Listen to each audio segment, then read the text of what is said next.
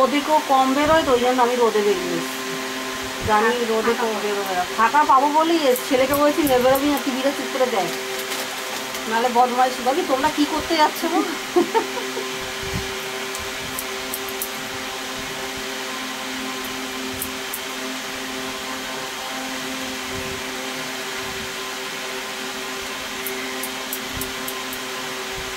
ও পিসির সাথে আসলে বলে একটু কথা বলি। পিসি না মাসি? মাসির সাথে আসলে ও সবার সাথেই বলে, ওর ক্যাসেট সবসময় চলে, ক্যাসেট বন্ধ নেই। এখন শরীরটা খারাপ তো তাই একটু বকবকারিটা কম আছে। কি হয়েছে মানে জ্বরটা হয়েছে? অ্যাপেন্ডিক্স হলো, অপারেশন এই তো আজকে 17 দিন। স্কুল খুলে যাবে তো এই চিন্তা কম।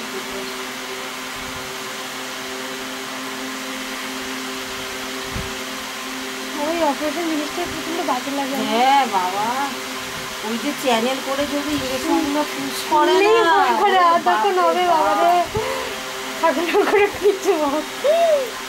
এমনি মেয়েদের তো একবার না একবার যেতেই হয় ওই ভেতরটা, ঢুকতেই হয়। ঠাকুর করে শরীর সবার ভালো থাকুক, মেয়েদের তো যেতেই হবে। আর এখন তো সিজার ছাড়া কোনো কথা নেই। না আমার একটা বন্ধু এই মোটা, ওকে দেখে সাথে সিজার হবে, নর্মাল হয়েছে, যা কপাল ভালো। আবার অনেকে এখন ওই কষ্টটা সহ্য করতে চায় না, বলে সিজার করে দাও। নর্মাল হবে, এত মোটা টাইম দেখে, সব দেখে, বার দেখে, সব কিছু করে সিজার করে চলে আসলো। হ্যাঁ আমাদের এখানে গ্রামীণ হাসপাতাল আছে না দিদি, কাকি একটুখানি গ্যাসের প্রবলেম হয়, আমার কাকি ভুঁড়ি আছে, আর সেই সময় একজন ডেলিভারির পেশেন্ট নিয়ে এসছে, আমার কাকিকে শুয়ে গেছে, কাকির পেটটা তো ওরকম গ্যাস, আরও বেশি গ্যাসে মিলে গেছে।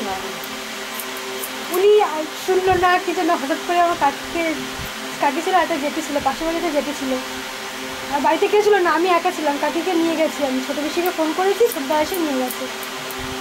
উনি শুনে নিয়ে এসে জিজ্ঞাসা করছে ডেলিভারি খেয়েছি। এই আমার যখন মানে প্রথম হবে না, লইয়াতে কাজ করতে গেছি, আমাকে কেউ বলেনি, আমার যাকে বলছি কি আপনি কি প্রেগনেন্ট? কাকির মেয়ে দাঁড়িয়ে আমার যাই আছে না, এবার তো কি হাসি আর কি, যাক ভালো হয়েছে তোমাকেই বলেছে।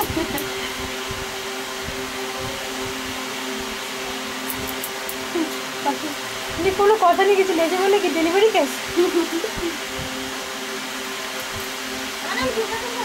না হবে না, বাতিল, বয়াকার দাও।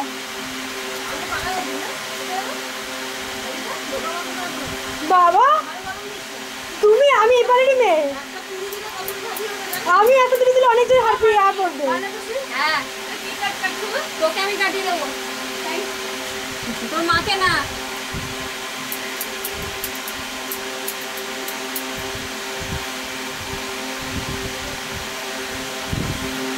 তাহলে আইব্রোটা করলো তুই বলছো না কার বিয়েতে করবি, তার বিয়ে কি বলেছি? আমার বোন, ওর মাসি, মানে আমার ছোট বোনের বিয়ে আছে, বিয়ে। আর ওই যে ওর জ্যাঠো দিদি আসে না, যে এরকম মোটা করে দে, ও আসে, আর বলছি ওদের বিয়ে লাগলে করিয়ে দেবো। তো ওকে বিয়ে লেগেছে?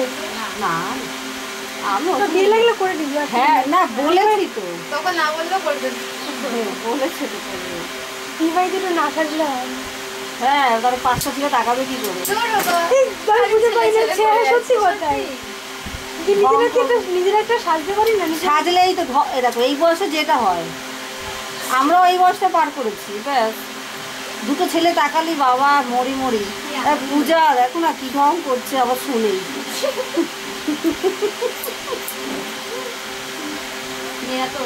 হ্যাঁ ওই সুন্দর লাগবে, ইলে সবাই দেখবে, ওইটাই তাহলে সম্পূর্ণ লাগে। মানা কি বুঝলো আমার কথাটা? আমি সাজলাম, হ্যাঁ নাই দেখলো সত্যি।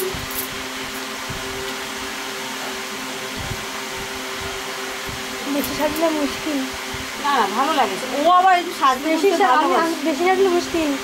দিদির আগে পার্লারে অনেকটা কাজ করেছে, কোনো ছেলে আজ পর্যন্ত জিজ্ঞাসা করেনি কত ছেলে যে এসছে, বিয়ের সম্বন্ধ নিয়ে বলে চলে এসছে। তাই না, পূজার মনটা খুব ভালো। বাড়ে ওঠাচ্ছে না না বাড়ে ওঠাচ্ছি না, সত্যি কথা, এটা ঠিক। তুমি বলো ইয়েটা ছেলে আসছে, খোঁজ করতে। বয়সের কোনো মা বাপ নেই, 35-36 বছর বয়স, সেটা জিজ্ঞাসা করে যাচ্ছে। এই, আমার ডাইরেক্ট বলছে আমি ওকে বিয়ে করতে চাই। ওরে বাবা, কপাল ভালো আছে।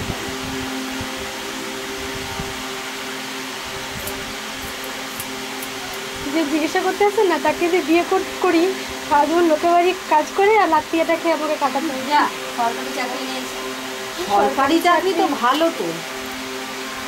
গভর্নমেন্ট আন্ডার থেকে, মানে গভর্নমেন্টের আন্ডারে হচ্ছে। তার দাদা কাজ করে, তার খুব পছন্দ হয়েছে, এখান দিয়ে যাতায়াত করে ছেলেটা বলে, বুঝেছো? আমার না এই পারিবারিক মেয়েটা আছে না, আমাকে বলেছে। তার Ladies সঙ্গে hour কথা ছেলেটা। আছে কি, আমার দাদার সঙ্গে না ওকে খুব, মানে দাদার জন্য ওকে পছন্দ হচ্ছে, বাবা ওনার জন্য না, দাদার দাদার জন্য। জন্য। আমি ওর বাড়ির লোকের সাথে কথা বলি, ওরই পছন্দ হয় কি বাড়ির লোকের সাথে কথা বলি।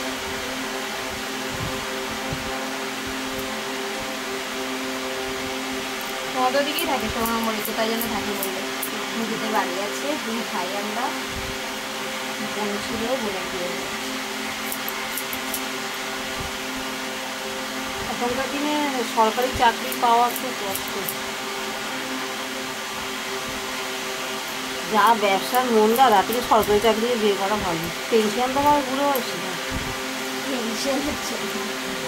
না গো, ভালো লাগে দেখবে বাজারে কোম্পানিও যদি ভালো হয়, প্রাইভেট হ্যাঁ, কোম্পানি হ্যাঁ, যদি সেরকম হ্যাঁ। টাইপের হয় তাহলে ভালো। তাহলেও ভালো। আর ব্যবসা বাণিজ্য না দেখবে না, এই খারাপ, মানে খারাপই খালি শোনা যাচ্ছে, ভালোর কোনো নামগন্ধ নেই।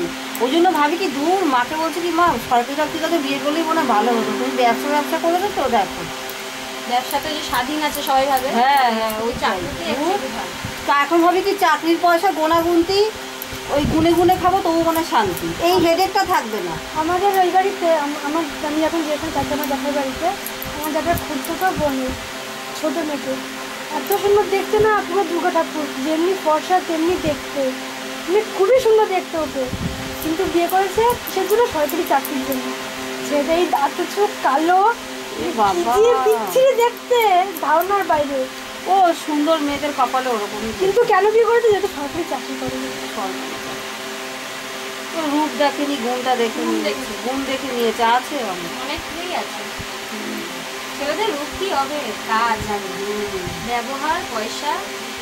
আবার অনেকে না একটু বয়স্ক ছেলেকে বিয়ে করে, জানো তো, ভালোবাসাটা থাকে। কি ভালোবাসা থাকে গো, কি জানি। না কি বলো তো মানে, এটা কি নয়, মানতে না না পারলাম জিনিসটা না কি বলো তো মানে, এবার তোমাকে বলি, এবার মেয়েটার বয়স যদি 20 হয়, ছেলেটার বয়স যদি 26 হয়, তুমি মনে করছো এজটা ঠিক আছে, এদের না সংসারটা মানিয়ে উঠতে এটা পারে, বলতে ভালোবাসা থাকে না, কি হয় বলো তো, 26 বছরের ছেলের যে বুদ্ধিটা হয়, 20 বছরের মেয়ে সেটা হয়ে যায়। সেটা হয়ে যায় 20 বছরের ছেলের হয় না, না।